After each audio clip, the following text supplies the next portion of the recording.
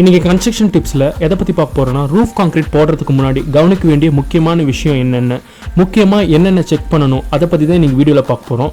வாங்க பார்க்கலாம். இந்த ரூஃப் கான்க்ரீட் ரூஃப் ஸ்லாப் போடுறதுக்கு முன்னாடி செக் பண்ண வேண்டியது என்னன்னு பார்த்தோம்னா, இந்த காலம் பொசிஷன் காலமோட அலைன்மெண்ட்லாம் கரெக்டாக இருக்கா, அதோட டிஸ்டன்ஸ் கரெக்டாக இருக்கான்னு செக் பண்ணணும். இது ஒரு முக்கியமான செக் பண்ண வேண்டியது ஒன்று. ரொம்ப இம்பார்ட்டண்டாக கவனிக்க வேண்டிய விஷயம் என்னென்னு பார்த்தோம்னா, இந்த சென்ட்ரிங் ஷீட்ஸ் அந்த சென்ட்ரிங் ஸ்பேன்லாம் பார்த்தோம்னா கரெக்டாக சப்போர்ட்லாம் கரெக்டாக கொடுத்துருக்காங்களா, அதோட அலைன்மெண்ட்லாம் ப்ராப்பராக இருக்கா, அது முக்கியமாக நான் செக் பண்ண வேண்டிய. இந்த ரூஃப் கான்க்ரீட் போடுறதுக்கு முன்னாடி இந்த சென்ட்ரிங் லெவலாம் கரெக்டாக இருக்கா, இந்த அலைன்மெண்ட்லாம் கரெக்டாக செக் பண்ண வேண்டியது ரொம்ப important. As per structural drawing படி எல்லாம் கரெக்டாக இருக்கா, பீம்லாம் கரெக்டாக எரெக்ட் பண்ணியிருக்குமா, பீமோட ரீஎன்ஃபோர்ஸ்மெண்ட் ஸ்லாபோட ரீஎன்ஃபோர்ஸ்மெண்ட்லாம் கரெக்டாக பிளேஸ் பண்ணியிருக்குமா, ஆஸ் பர் ஸ்ட்ரக்சரல் டிராயிங் படி கரெக்டாக பிளேஸ் பண்ணியிருப்போமா, அது செக் பண்ண வேண்டிய ஒரு முக்கியமான விஷயம்.